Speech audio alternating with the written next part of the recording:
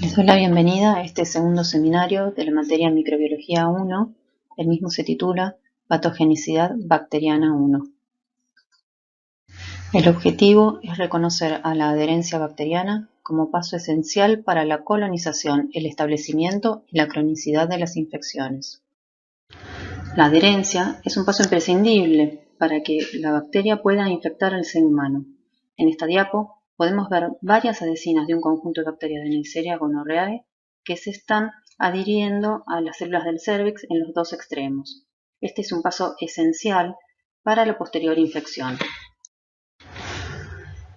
En esta diapositiva les presentamos el esquema general de la adherencia y cómo esta capacidad bacteriana determina la colonización o la infección de un individuo. La adherencia constituye el primer paso a partir del cual se establece la relación huésped-bacteria. En el recién nacido, la adquisición de la flora normal comienza con la adherencia de los microorganismos presentes en el canal del parto y en el ambiente, que de esta forma colonizan su piel y sus mucosas, estableciéndose una relación de comensalismo. De igual modo, a partir de la adherencia se inician relaciones huésped-bacteria que conducen a un proceso infeccioso, en el cual hay daño al hospedador. Luego de la primera etapa de adherencia, el patógeno puede generar daño a través de diferentes mecanismos.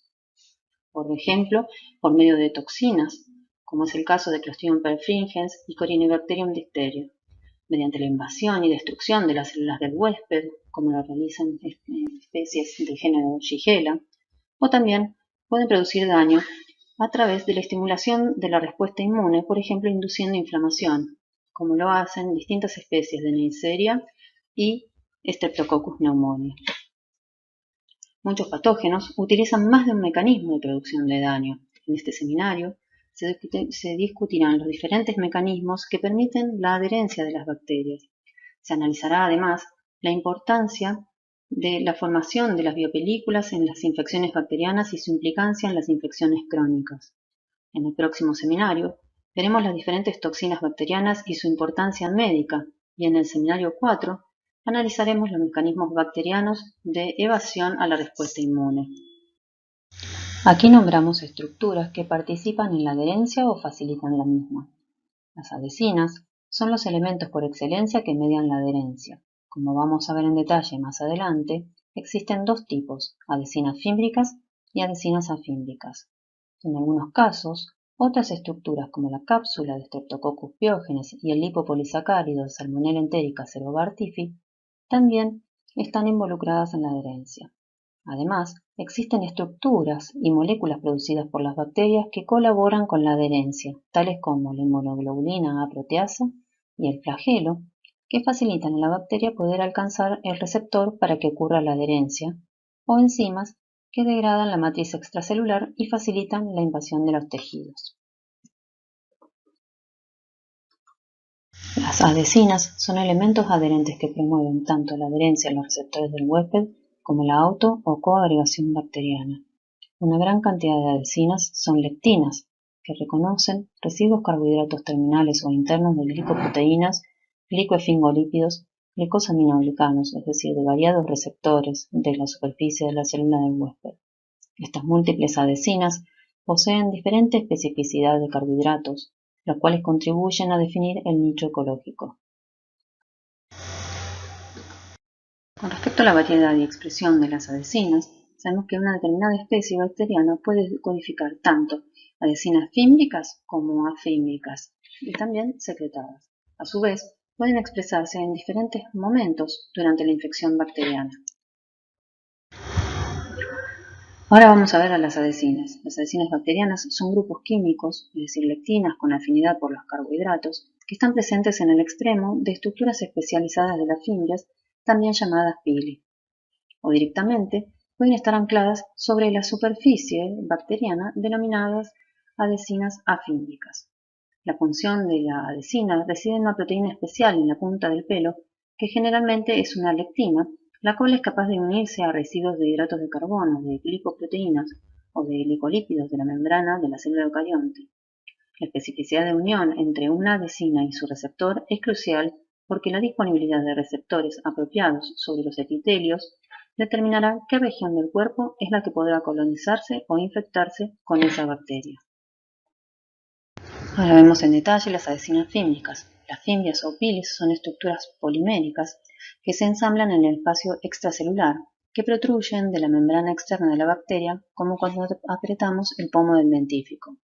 Están constituidas por subunidades repetidas y una proteína en la punta o tip, que es la adhesina propiamente dicha, media el reconocimiento al motivo específico del carbohidrato de la célula del huésped, es decir, actúan como lectinas que se unen directamente a glicoproteínas, glicoesfingolípidos o glicosaminoglicanos. El efecto de la unión a la superficie celular es como el velcro. Acá podemos ver cómo las adhesinas fímbricas protruyen por fuera de la bacteria e incluso por fuera de la cápsula. Como ejemplo de la importancia de las adhesinas fímbricas, tomamos a Escherichia coli uropatógena, que es el paradigma de la infección gracias a la presencia o ausencia de fimbrias. Escherichia coli uropatógena posee dos tipos de fimbrias, las fimbrias de tipo 1 y las fimbrias de tipo P.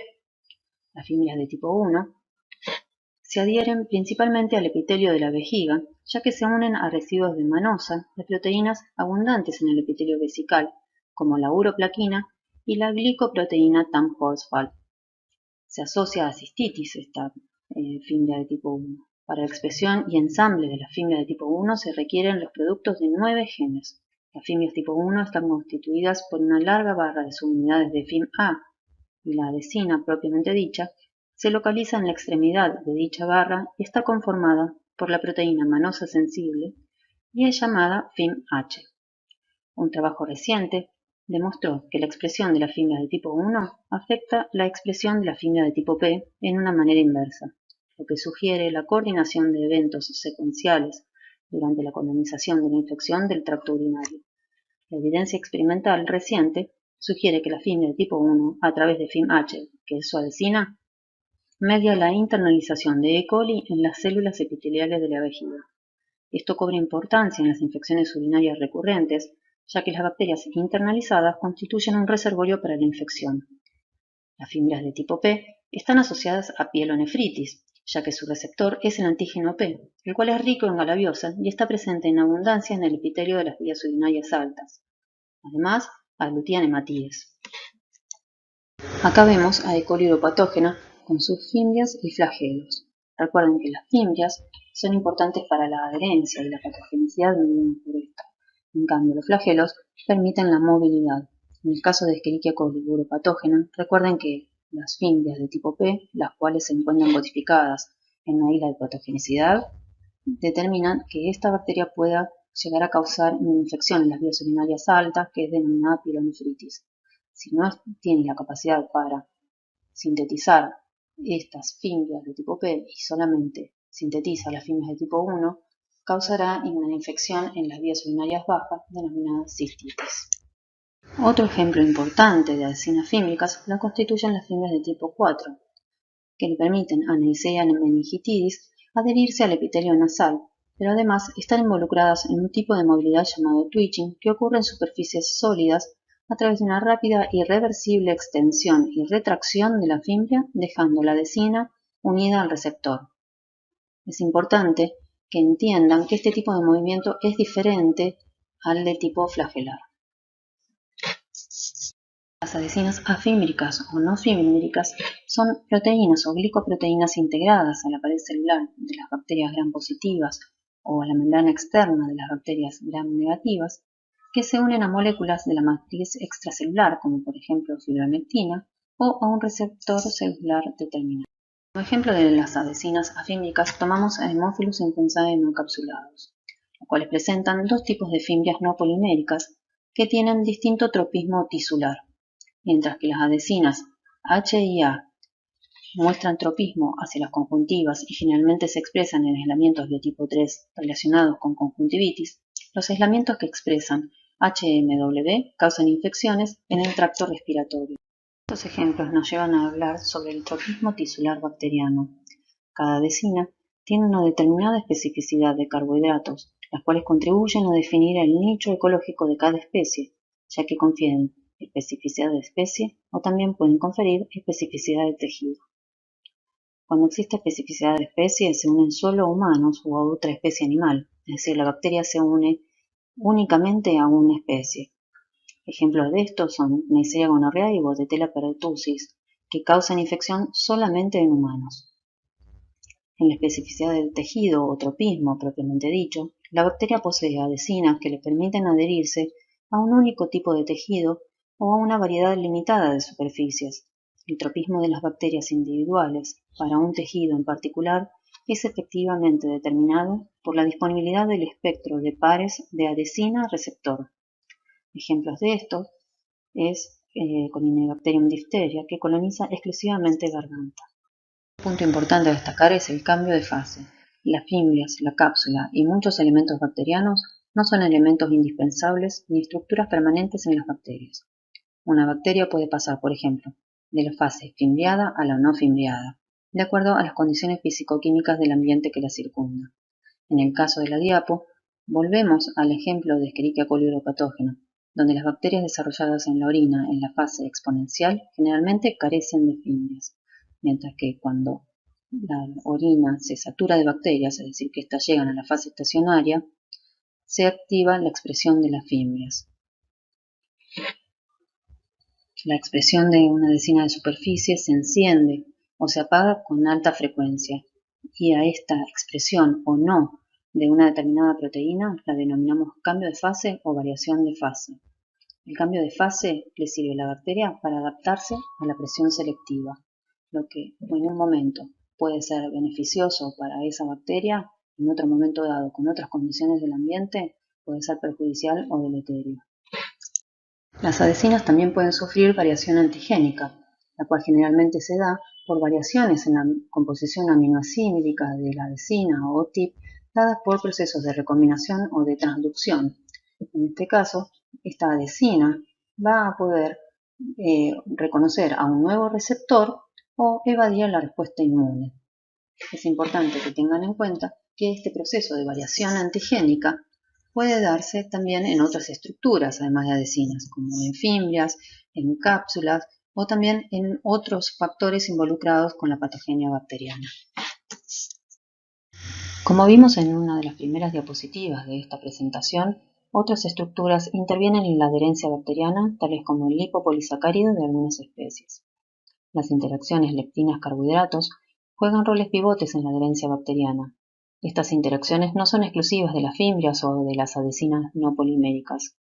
Ejemplo de ello es el lipopolisacárido de Salmonella enterica cerobartifi. El LPS de este patógeno posee un residuo terminal clave en la estructura del core externo del LPS que es requerido para la internalización en las células epiteliales. Tengan en cuenta que no todos los LPS intervienen en la adherencia. Otras estructuras involucradas en la adherencia bacteriana es la cápsula con ácido hialurónico de Streptococcus pyogenes. La adherencia a las células epiteliales de piel y faringe humanas está mediada por el reconocimiento específico del ácido hialurónico de la cápsula a través de una proteína de unión al hialuronano que es el receptor CD44 de Westphalia. Este proceso de unión induce el rearreglo del citoesqueleto y la apertura de uniones intercelulares que permiten el ingreso de Streptococcus pyogenes a los tejidos. Tengan en cuenta que no todas las cápsulas intervienen en la adherencia. La IgA proteasa es otro ejemplo de una estructura que interviene en la adherencia bacteriana. Esta IgA proteasa es liberada por la bacteria.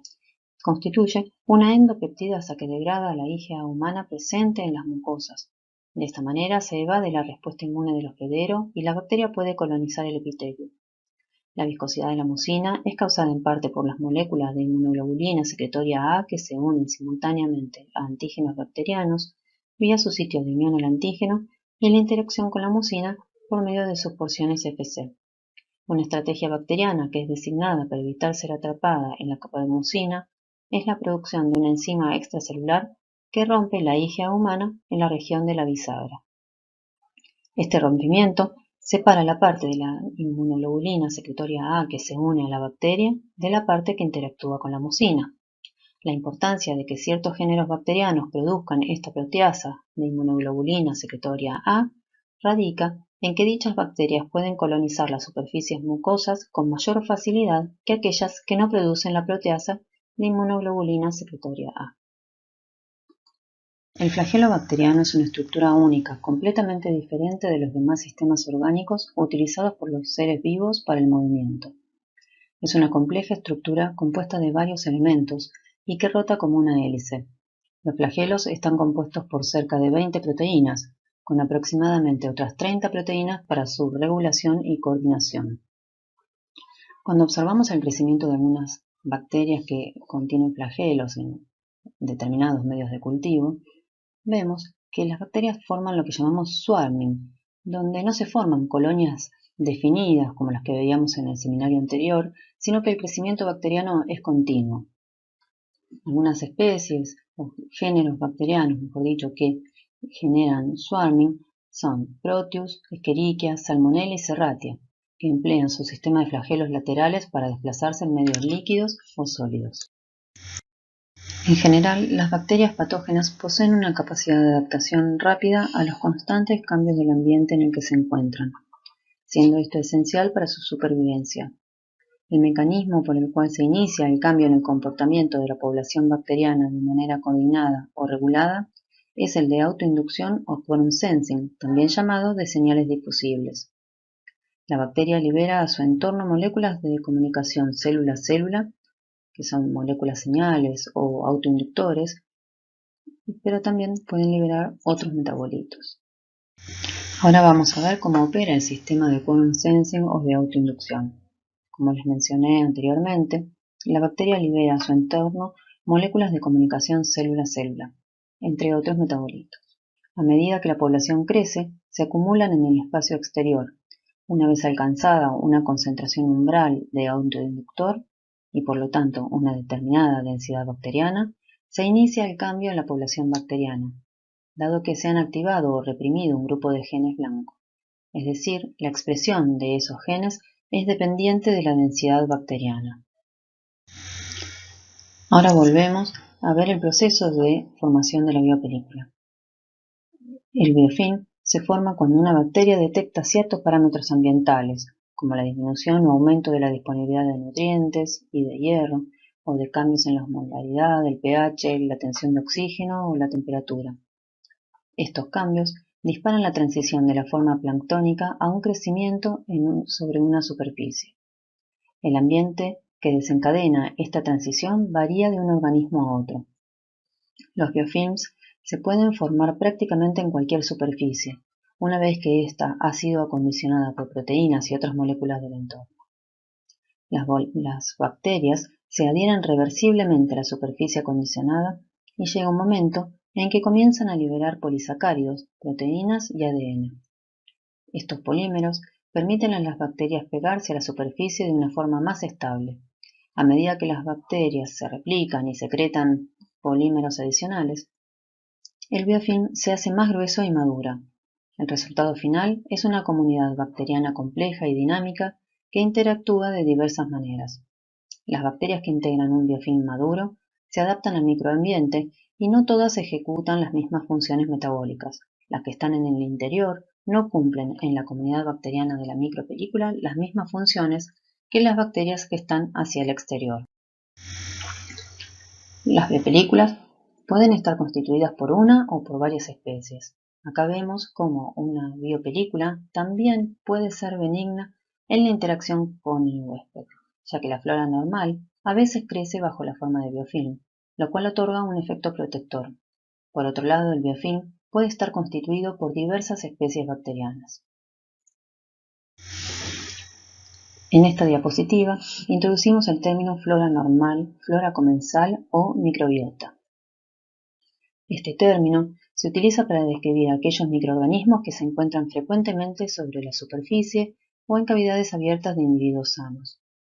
Las especies constituyentes y el número de bacterias que integran la flora normal varía de acuerdo a las diferentes zonas del cuerpo y en ciertos casos a la edad del huésped.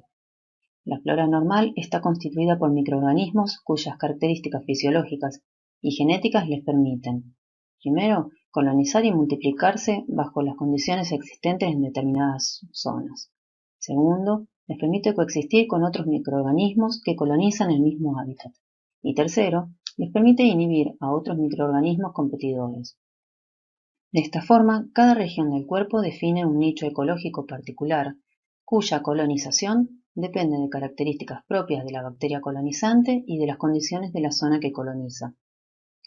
En el esquema, podemos apreciar las diferentes especies que colonizan diferentes nichos corporales y se da una idea del número de microorganismos del que estamos hablando. La importancia de la flora normal radica en su rol como mecanismo de defensa contra otros microorganismos patógenos que intenten colonizar estos sitios. Pueden limitar la colonización por bacterias patógenas al ocupar el nicho y competir por los nutrientes presentes en el sitio. Sin embargo, las bacterias de la flora normal constituyen en sí mismas una fuente potencial de microorganismos patógenos, ya que si se desplazan de los sitios que normalmente habitan e invaden sitios estériles, pueden causar una infección. Ahora vamos a ver el rol de las biopelículas como mecanismo de resistencia a los antibióticos.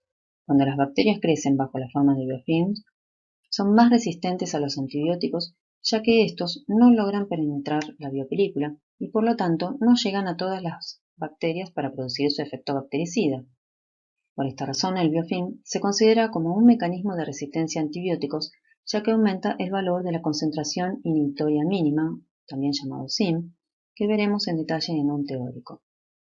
O sea, cuando una cepa bacteriana crece sin hacer biofilm, tiene concentraciones inhibitorias mínimas más bajas, y al crecer formando biofilm, aumenta esta concentración inhibitoria mínima y se hace resistente a los antibióticos. Además, lo mismo ocurre con la respuesta inmune del hospedero, ya que cuando las bacterias crecen bajo forma de biopelículas, son más resistentes a la respuesta inmune, ya que tampoco los neutrófilos pueden penetrar al biofilm.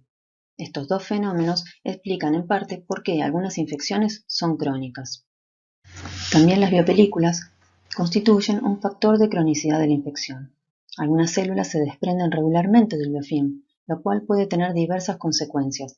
Al pasar al torrente sanguíneo, diseminan y causan otra infección en un sitio distante que puede agravar la situación del individuo.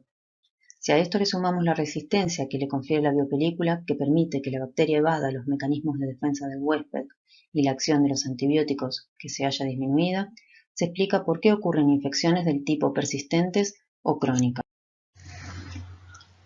En esta diapositiva hablamos sobre la importancia que tienen las infecciones asociadas a biopelículas.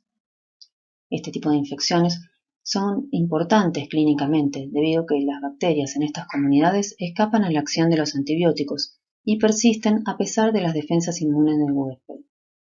Se considera que más del 60% de las infecciones microbianas son causadas por la producción de biopelículas. Varios patógenos están asociados a infecciones crónicas ligadas a la formación de biopelículas. Aquí nombramos algunas de las principales. Por ejemplo, Pseudomonas aeruginosa y neumonía en pacientes con fibrosis quística, Haemophilus influenzae y Streptococcus pneumoniae en otitis media crónica, Escherichia coli uropatógena en infección urinaria recurrente y Staphylococcus aureus y Staphylococcus coagulasa negativos en infecciones asociadas a dispositivos implantados, endocarditis y osteomielitis. Aquí les presentamos un resumen de las funciones de las adhesinas. Las adhesinas fímbricas cumplen variadas funciones, no todas relacionadas con la adherencia a las células eucariontes. Por ejemplo, el pili sexual está involucrado en el acercamiento de dos bacterias para permitir un estrecho contacto que posibilita la transferencia de material genético en el proceso de conjugación a través de un sistema de secreción del tipo 6 de una célula dadora a otra bacteria receptora.